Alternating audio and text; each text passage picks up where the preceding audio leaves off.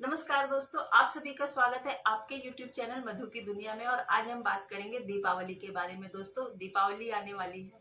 आप सभी को, आपके परिवारों को दीपावली की बहुत सारी शुभकामनाएं। ये दीपावली आपके घर में सुख समृद्धि माँ लक्ष्मी के द्वारा आए और आप दिन दुनी रात चुगनी तरक्की करें, यही मेरी कामना है। आज मैं इस वीडियो बनाने का पर्पज यही है दोस्तों कि दीपावली हम बहुत ही धूमधाम से मनाते हैं, दिए जलाते हैं। ये दीपावली का मतलब होता है दियों की। दीपावली हम क्यों मनाते हैं दोस्तों?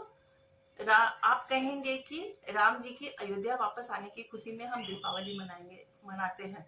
और ये दोस्तों, दीपावली का त्योहार राम जी के अयोध्या वापस आने की खुशी के संदर्भ के साथ साथ इतिहास की बहुत सारी और भी घटनाएं ऐसी हैं जिसके संदर्भ में हम दीपावली मनाते हैं। सनातन धर्म का इतिहास इतना विस्तृत है कि हम ही इसकी पूर्ण जानकारी नहीं रखते हैं।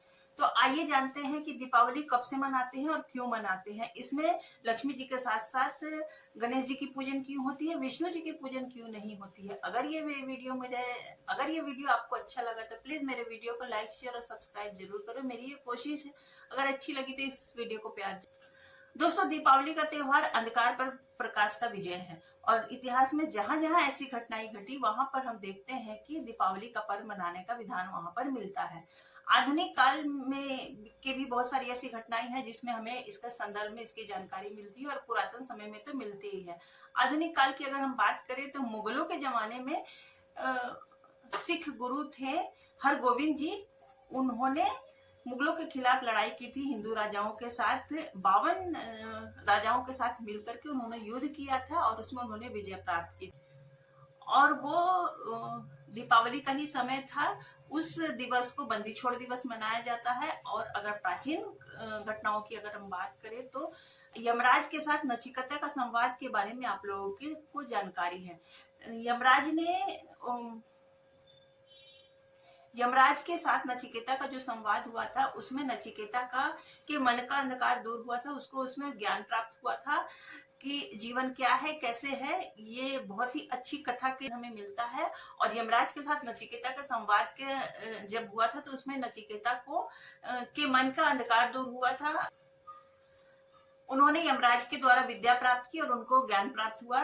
इसी संदर्भ, और वो समय भी यही था, दीपावली का समय था। तो इसके संदर्भ में भी उसी समय से दीपावली का त्योहार मनाने की प्रथा चलती आ रही है। तो आप देखें कि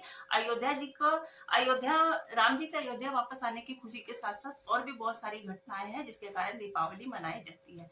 अब हम जानते हैं कि इसमें लक्ष्मी पूजन का विधान कब से आ गया। अगर हम लक्ष्मी पूजन की बात करें तो लक्ष्मी का अर्थ क्या होता है दोस्तों? दीपावली का त्योहार 5 दिनों का पर्व है। यह त्रयोदशी, चतुर्दशी, अमावस्या के और 2 दिनों के बाद तक भाई दूज तक इसको मनाने की परंपरा है।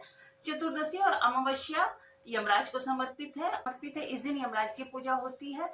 उसके साथ साथ माँ काली की भी पूजा होती है और माँ लक्ष्मी की भी पूजन का विधान हमें मिलता है। माँ लक्ष्मी को यहाँ लक्ष्मी माँ की पूजन इसलिए की जाती है क्योंकि आपको ज्ञात होगा कि सावन माह की एकादशी को देवशयनी एकादशी के रूप में हम मनाते हैं।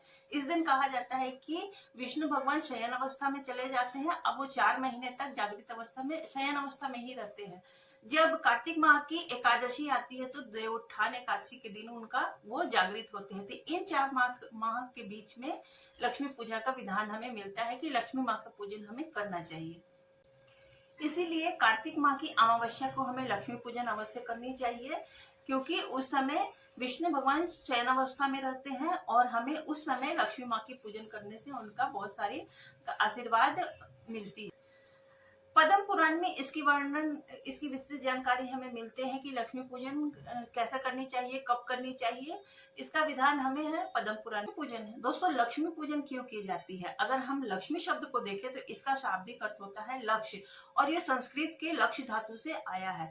इसका मतलब होता है किसी भी चीज को देखना, महसूस करना और उसको पाने के लिए, प्राप्त करने के लिए लग जाना। लक्ष्य का भी सेम मतलब यही होता है कि किसी भी चीज को देखना, महसूस करना, आइडेंटिफाई करना, ऑब्जर्व करना और उसको पाने के लिए उस पे अथक प्रयास में लग जाना, तभी हमें लक्ष्य की प्राप्ति होती है।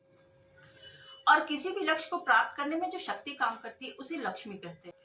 और मानव जीवन क्या चाहता है कि उसके जीवन में सुख समृद्धि हो, धन वैभव हो, तो उसको हम लक्ष्मी के रूप में पूजन करते हैं, उसके हम धन लक्ष्मी कहते हैं। तो दोस्तों, लक्ष्मी का मतलब होता है आपको आपके लक्ष्य की ओर लेकर जाए, उसको बढ़ाए और उसको प्राप्त करने में उस आपकी मदद करे, उसको उसमें शक्ति मिले, उसे लक्ष्मी कहते हैं। तो दोस्तों, धीरे धीरे समय व्यतीत होने लगा और लक्ष्मी को हम धन के साथ जोड़ने लगे, उसे धन लक्ष्मी कहने लगे।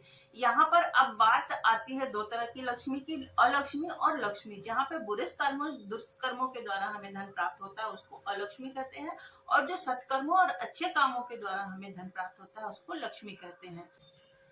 दोस्तों, पुराणों में वर्णन मिलता है कि समुद्र मंथन के द्वारा माँ लक्ष्मी जी का उद्गम हुआ था, देवताओं को वो प्राप्त हुई थी।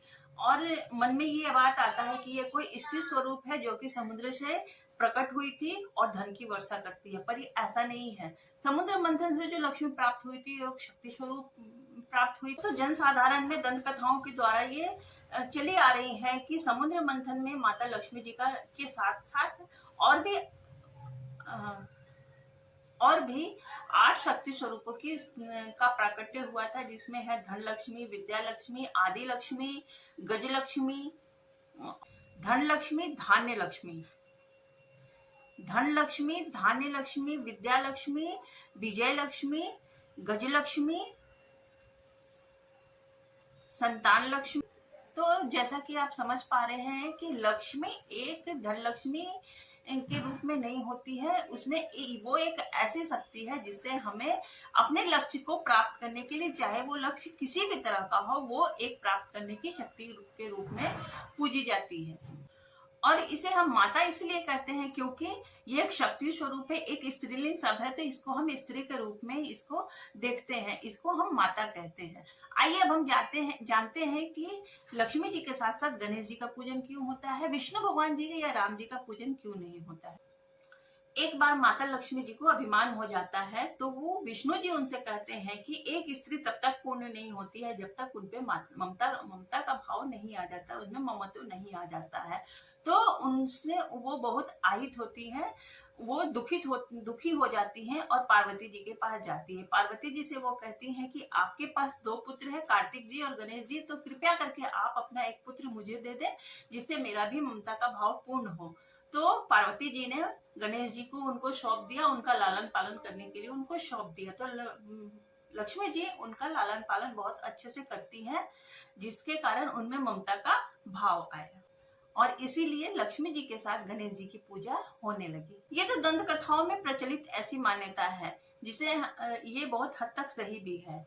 लेकिन अगर इसका हम अर्थ जाने तो इसका अर्थ बहुत ही गहरा होता है दोस्तों, क्योंकि लक्ष्मी जी के साथ गणेश जी का पूजन करने के पीछे बहुत ही गहरा अर्थ हमें ये समझ में आता है कि लक्ष्मी जी तो आप जैसा कि आप जानते हैं कि वो एक लक्ष्य है, कि किसी भी चीज को लक्ष्य प्राप्त करने में जो शक्ति काम करती है वो लक्ष्मी है।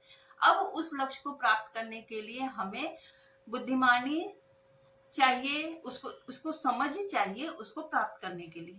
तो गणेश जी तो जैसा कि आप जानते हैं कि विघ्नहर्ता है, दुखों को दूर करते हैं, बुद्धिमत्ता के देवता हैं, तो वो एक दूसरे के पूरक हो जाते हैं कि कोई भी लक्ष्य को प्राप्त करने के साथ साथ हमें उसको निरीक्षण करने के लिए सावधानियां चाहिए, उसको बुद्धिमत्ता के साथ उसको लक्ष्य को आगे बढ़ने के लिए उसको समझ चाहिए। तो वो एक दूसरे के पूरक हो जाते हैं और वो एक दूसरे के साथ बहुत अच्छी तरह से हम उनको पूजा करते, तो दोनों एक दूसरे के पूरक हो जाते हैं कि लक्ष्मी जी लक्ष्य प्राप्त करने की शक्ति देती है और गणेश जी उनके बाधाओं को, विघ्नों को दूर करने में हमारी मदद करेगा। आइए अब जानते हैं कि विष्णु जी का साथ पूजन क्यों नहीं होता दीपावली में। तो आपको जैसे मैंने पहले ही बताया कि सावन की एकादशी को देवशयनी एकादशी में विष्णु भगवान शयन अवस्था में चले जाते हैं, 4 महीने वो शयन अवस्था में रहेंगे और कार्तिक माह के एकादशी को, देव उत्थान एकादशी को वो जागृत होते हैं। इसके पहले लक्ष्मी जी का पूजन का विधान हमें मिलता है, इसीलिए लक्ष्मी जी के साथ गणेश जी की पूजन होती है। कई जगहों पे हमें लक्ष्मी जी के साथ सरस्वती जी और कुबेर जी के भी पूजा का विधान मिलता है। खासकर व्यापारी वर्ग के बीच में, ये बड़े बड़े बिजनेसमैन के बीच में हमें इसका पूजन देखने को मिलता है कि लक्ष्मी गणेश जी के साथ साथ सरस्वती जी और कुबेर जी का पूजन के बिजनेस को करने के लिए हमें 3 चीजें बहुत ही जरूर ध्यान में रखनी चाहिए। वो है समय, लागत, रिसोर्स या फिर और ज्ञान।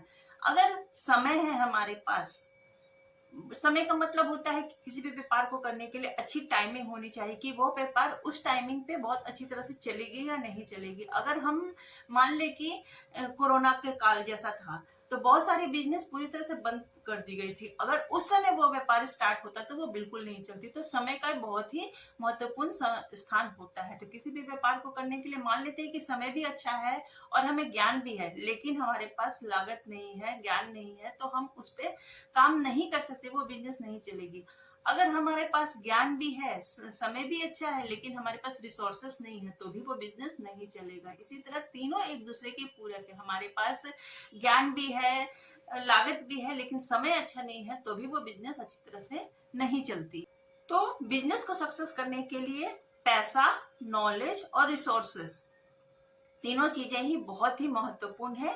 तो लक्ष्मी पूजन हमें इस दीपावली पे लक्ष्मी जी के साथ साथ हमें सरस्वती जी और कुबेर जी की भी पूजा हमें अवश्य करनी चाहिए, जिससे हमें नॉलेज भी प्राप्त हो, धन भी प्राप्त हो और हमें इसका टाइमिंग भी सही हो, ताकि हम अपने बिजनेस, किसी भी व्यापार को करने के लिए अगर कुछ सोच रहे हैं तो उसमें हमें सक्सेस प्राप्त हो। तो जैसा कि आपने देखा कि दीपावली का महत्व क्या है, इसको कब से किया जाता है, इसमें लक्ष्मी पूजन क्यों किया जाता है, लक्ष्मी जी के साथ गणेश जी की पूजा क्यों की जाती है। दीपावली आप बहुत ही धूमधाम से मनाइए दोस्तों। क्यों, अगर आपको मेरी वीडियो अच्छी लगती है तो प्लीज इसे लाइक करें, शेयर करें और सब्सक्राइब जरूर करें दोस्तों। नमस्कार।